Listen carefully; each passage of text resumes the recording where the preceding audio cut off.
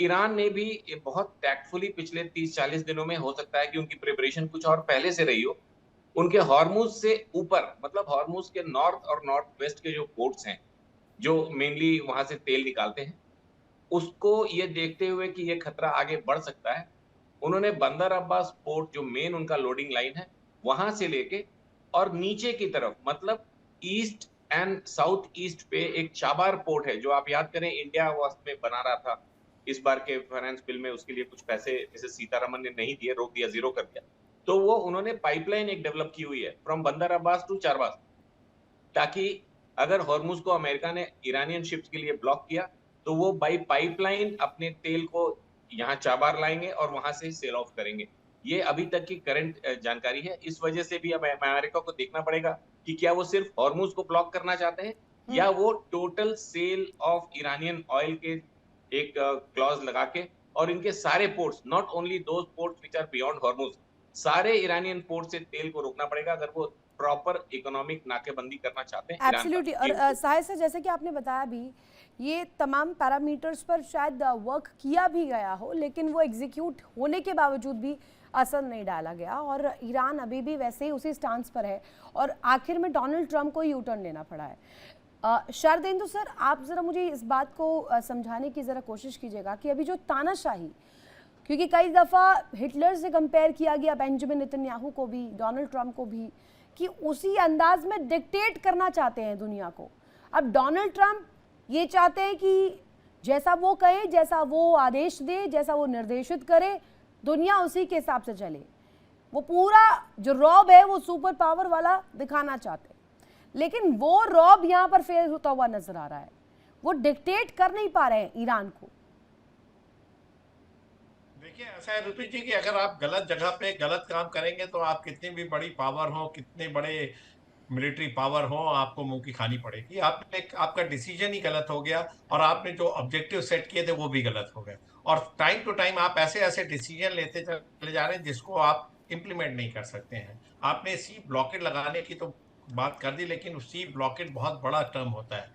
इसको पूरी तरीके से इफेक्टिव करने के लिए तमाम आपको कैरियर शिप चाहिए, तमाम डिस्ट्रॉयर चाहिए, फ्रिगेट चाहिए, सबमरीन चाहिए, माइंस चाहिए। कुछ एरिया को आप डिनाई करेंगे, सी को डोमिनेट करेंगे, सी डिनाइल मोड में जाएंगे, ब्लॉकेट लगाएंगे, फायरिंग की पोजीशन रखेंगे और उसको हर तरीके से मिलिटरली आप सिक्योर करेंगे, तब वो सी ब्लॉकेड होता है। ब्लॉकेड बहुत बड़ा टर्म होता है, इसको बड़े ही लूजली इस्तेमाल किया गया। इसी वजह से देखिए, जब वो इफेक्टिव नहीं हुआ तो डोनाल्ड ट्रंप ने उसको विड्रॉ करने की बात की, क्या कि अब हम सी ब्लॉकेड निकाल देंगे क्योंकि हम चाइना जा रहे हैं और चाइना की हम मदद करना चाह रहे हैं। तमाम तरीके की उनके एनर्जी रिसोर्सेज यहाँ से मीट आउट होते हैं, तो इस तरीके की तमाम चीजें करनी। बेसिक चीज ये है कि उन्होंने एक तरीके का स्मोक स्क्रीन क्रिएट करने की कोशिश की। ये देखिए, कॉमर्शियल शिप है, इनके पास ना हथियार होते हैं, ना मिसाइल होती है, ना रॉकेट्स होते हैं। इनको आप किसी भी तरीके से धमका सकते हैं। एक स्पीड बोट जो आपका जो फुल्ली आर्म्ड होता है, उससे भी आप इनको डाइवर्ट कर सकते हैं, कैप्चर कर सकते हैं और तमाम तरीके के इंटरसेप्ट कर सकते हैं। तो इन सारी चीजों को आप किसी भी तरीके से हासिल कर सकते हैं। आपने टर्मिनोलॉजी बड़ी यूज की और फिर दूसरी तरफ आप बोलते हैं कि 2 दिन में बहुत बड़ा सरप्राइज होने जा रहा है। अब ये क्या सरप्राइज होने जा रहा है? जब असीम मुनीर ईरान है, ईरान से आप राइट। युद्ध लड़ रहे हैं, तो वहीं से आप इसकी बात करेंगे। तो नहीं नहीं, ऐसे ऐसे सर, वक्तव्य वो आते हैं। मीडिएशन तो मुझे लग रहा था शुरू से ही, क्योंकि इसको लेकर हलचल बहुत थी और उम्मीदें, ऐसा कहना नहीं चाहिए बट यही थी कि वो असफल ही होगी, क्योंकि वो मीडिएशन सेंटर, वो वेन्यू ही कहीं ना कहीं लोगों के गले से उतर रहा था, if I am correct Sharadendu sir. सफलता और फेल्योर अलग चीज है, लेकिन अमेरिका बातचीत के लिए राजी हुआ और उन्हीं 10 पॉइंट पे हुआ जो ईरान जिसको पेस्टर कर रहा था। और आज की डेट में जब बोलते हैं कि 2 दिन में बहुत बड़ा सरप्राइज होने जा रहा है, तो क्या होगा? आपने बोला कि युद्ध करीब करीब खत्म होने पे आ गया है, तो आप क्या, जो एक एलाई है इसराइल, उसको तो आप कंट्रोल नहीं कर पा रहे हैं। वो लगातार डेफिनेटली। लेबनान पे फायर कर रहा है। वो कहता है कि सत्ता परिवर्तन तक ईरान से वो युद्ध रखेगा। तो हाँ। यहाँ पे डोनाल्ड ट्रंप और बेंजामिन नेतन्याहू अलग अलग बातें करते हुए दिख रहे हैं। ये डेलिब्रेट भी हो सकता है, बाय डिजाइन भी हो सकता है, या अलग अलग पर्सनालिटी भी हो सकती है। तो आगे आने वाले दिनों में अगर नेतन्याहू नहीं माने तो डोनाल्ड ट्रंप एक अलग व्यक्तित्व के मालिक है। वो हो ठीक है। सकता है नेतन्याहू से भी निपुण भिड़ सर, जाए किसी निपुण बात सर, पे। मुझे ये तो नेटो बताइएगा। कंट्री। निपुण सर, मुझे एक चीज़ आपसे समझनी है। अभी तक तो जो लड़ाई का जिक्र हो रहा था वो ईरान की धरती पर हो रहा था, कि वहाँ से मिसाइलें दाग रहे हैं, हथियार इस्तेमाल करते हुए ईरान की धरती, चाहे तेहरान हो या नतांज हो या उनके न्यूक्लियर प्रोग्राम वाले सेंटर्स हो, उन तमाम जगहों को तबाह किया जा रहा था धरती पर। लेकिन ईरान ने हार नहीं मानी, वहाँ पर भी बैक टू बैक जवाब दिया। अब समंदर की बात लीजिए, समंदर में भी यू टर्न लेना पड़ गया डोनाल्ड ट्रंप को। तो धरती और समंदर का तो हमने देख लिया, अब बचा है हवा में लड़ाई की। अब ये तीन चीज़ तो हम देख रहे हैं, भगवान ना करे वो हो स्थिति कि दुनिया के लिए बड़ा खतरा साबित हो, लेकिन अभी समंदर में ये यू टर्न क्या दिखाता है डोनाल्ड ट्रंप का? देखिए रितु जी, अभी जैसे हम लोग आप बता रही हैं, मुझे थोड़ा सा अभी इसकी जानकारी नहीं मिली कि पूर्ण रूप से अमेरिका ने वहां से अपनी फोर्सेस को हटाने के लिए बात बोल दी है। और मुझे लगता भी नहीं कि अमेरिका पूर्ण रूप से वहां से अपनी फोर्सेस को हटाएगा। एक्चुअली क्या है कि जो अमेरिका की स्ट्रेटजी थी, वो स्ट्रेटजी ये थी कि हम जिस प्रकार से चीन और रशिया ने हमारी वॉर कॉस्टिंग को इंक्रीज किया है, तो हम भी इस वॉर में क्या करें कि चीन और रशिया को भी इसके अंदर लेकर आए और उनकी भी वॉर कॉस्टिंग बढ़ाए। देखिए क्या था कि इस वॉर को अगर आप देखें तो अमेरिका ने कहीं ना कहीं चीन और रशिया के लिए एक बड़ा संकट क्रिएट किया, जहां चीन जो है लगातार वेनेजुएला हो, ईरान हो, उनसे काफी बड़ी रिबेट में या काफी बड़े डिस्काउंट में तेल को परचेज कर रहा था। वो सारे के सारे अमेरिका ने ब्लॉक करने का प्रयास किया। अभी तक क्या था कि ईरान ने होर्मुज को ब्लॉक किया, ब्लॉक करने के बाद उसने जो फ्री नेविगेशन था 1986 का, उसका ब्लॉक किया था या उसका वॉलेंस किया था। अब अमेरिका ने उसी स्ट्रेटजी को ईरान के ऊपर लगाया कि हम आपके इंपोर्ट और एक्सपोर्ट दोनों को क्या कर देंगे, ब्लॉक कर देंगे। जिससे क्या होगा कि जो चीन और रशिया की जो सप्लाई होती है, वो सप्लाई क्या होगी, ब्लॉकेज होगी। तो मुझे तो लगता है कि प्रेशर टैक्टिक्स के रूप में अमेरिका अभी भी इस टैक्टिक्स को लेके चलेगा, ताकि ईरान मजबूर हो और चीन और रशिया का दबाव हो कि आपको टॉक्स करने होंगे। रियलिटी में जो वॉर हमें दिखता है, वो वॉर हमको दिखता है कि अमेरिका ईरान के बीच में है, लेकिन रियलिटी ये है इसका कि भारत जो पर ये किस वॉर तरीके से है असर ये पड़ेगा? निपुण अमेरिका, सर, बहुत क्लियर सवाल है मेरा। ये खुलता है नहीं खुलता है हॉर्मुज, तमाम तरह की बातें चल रही है, लेकिन भारत का स्टांस क्या होना चाहिए और असर क्या पड़ेगा?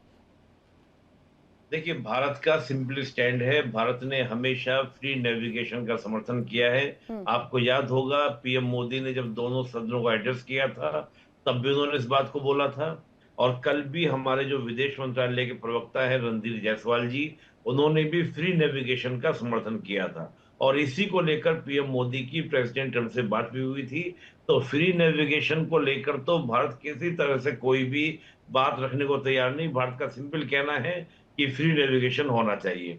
अब रही बात, ये भारत ने तो होर्मुज के विकल्प बनाने शुरू कर दिए हैं। सबसे बड़े विकल्प पे काम चल रहा है जो आईमैक को लेकर, यानी कि ओमान से लेकर यूएई से लेकर हाइफा पोर्ट, और हाइफा पोर्ट से सीधे आपका यूरोप, जिससे हमारी जो कनेक्टिविटी मुंबई और गुजरात के जो पोर्ट्स हैं उससे ओमान पोर्ट से होगी, और एक कनेक्टिविटी बाय रोड और बाय ट्रेन जो है हम हाइफा पोर्ट जाएंगे। इसके अलावा दो और भी हम विकल्प शुरू कर चुके हैं, यानी कि जो हमारी स्ट्रैटेजिक पार्टनरशिप गल्फ कंट्रीज से है उसको हमने एक्टिव कर दिया है। और हमारे जयशंकर जी उसी पर उन्होंने परसों ये बात रखी भी कि हम नए ऑप्शन पे काम करना स्टार्ट शुरू कर दिए, प्लान बी। तो होर्मुज को हम लोग बाईपास करने की भी सोच रहे हैं, क्योंकि देखिए सिंपल सी बात है, हमको अपनी ग्रोथ रेट को मेंटेन रखना है। भारत की एनर्जी की आवश्यकताएं ज्यादा है। भारत की एनर्जी की सप्लाई अगर ब्लॉक होगी तो भारत के लिए इश्यूज क्रिएट होंगे। 2047 का सपना पूरा नहीं होगा। ठीक तो है, एक भारत बड़ी की बहुत सिंपल खबर स्ट्रेटजी। निपुण सर आ रही है, उसके बाद मैं रोहित जी का रुख करूंगी। बड़ी खबर दर्शकों को बता देते हैं, अमेरिकी मीडिया के हवाले से खबर है, ओमान के रास्ते जाने पर ईरान नहीं करेगा हमला। हॉर्मुज नाकेबंदी पर ईरान का नया प्रस्ताव आया, ओमान की तरफ से निकलने का प्रस्ताव यहाँ ईरान रख रहा है। आप देखिए जो बात यहाँ पर निपुण सर बता रहे थे कि ओमान का जो एक नई तिगड़ी भारत के द्वारा भी इस पक्ष में रखी जा रही है, एक नया चैनल, एक नया पाथवे प्रिपेयर किया जा रहा है कि वो हॉर्मुज को बीट कर जो कारोबार है, जो अर्थव्यवस्थाएं चल रही हैं उस पर टिकी हुई हैं, उसको एक नया फेज मिल जाए, एक नया उसका ऑल्टरनेटिव मिल जाए। रोहित सर मुझे ये बताइएगा, एक तानाशाही जिसका जिक्र मैंने अभी शारदेंदु सर से पूछा भी था, एक तानाशाही जो करना चाह रहे थे, उसमें अगर कहा जाए रूस या चीन की इन्वॉल्वमेंट देखिए, भारत की इन्वॉल्वमेंट देखिए, ये दूसरी तरफ, और एक तरफ अभी जो चीन के लिए डायरेक्टली या इनडायरेक्टली मैसेज दिया गया कि हॉर्मुज से गुजरने वाले जो जहाज जो कि टैक्स देकर निकलेंगे ईरान को, उन्हें छोड़ा नहीं जाएगा। तो क्या चीन इसे हाथों हाथ लेने वाला है, या फिर चीन भी अपनी जो कहा जाए रिप्रेजेंट करने वाला अपनी तरफ से भी वो बड़ी चीजें रख सकता है? और क्या ये हिटलरगिरी जो है डोनाल्ड ट्रंप की, ये इन देशों पर चल पाएगी? देखिए, बात यह है कि पिछले कुछ घंटों में जो डेवलपमेंट्स हैं वो बताते हैं कि तानाशाही छोड़िए, अब तो नॉर्मल प्रेसिडेंसी भी नहीं चलती दिख रही। उनके अपने कंट्री में जो हो रहा है वो अलग है, जो प्रोटेस्ट हो रहे हैं वहां पर इलेक्शन फेस कर रहे हैं वो एब्सोल्युटली अभी राइट नवंबर में, और उस इलेक्शन में इनकी पार्टी की हालत खराब है। एक और खबर जो आई पिछले तकरीबन 2 घंटे में, वो ये कि नेतन्याहू और लेबनान के प्रेसिडेंट दोनों आपस में बात करेंगे। दोनों की लेबनान प्रेसिडेंट और इजरायली प्राइम मिनिस्टर की लास्ट टाइम बात 1982 में फेस टू फेस हुई थी। इनफैक्ट फोन पे नहीं, अभी फोन पे होने की बात है, आज भी। हाँ, इतने साल पहले। अब ये वो जो बातचीत हुई थी वो भी फेल हो गई थी, उस प्रेसिडेंट का असैसिनेशन। ठीक है, अब आप सोचिए दोनों के हॉस्टिलिटी कितनी हाई है। बातचीत अगर हो रही है, नेतन्याहू तो बिल्कुल मूड में नहीं थे कि इस लेबनान को तो मैं छोड़ूंगा ही नहीं। कहीं प्रेशर आया है तभी वो लेबनान के प्राइम मिनिस्टर से बात करने की मूड में।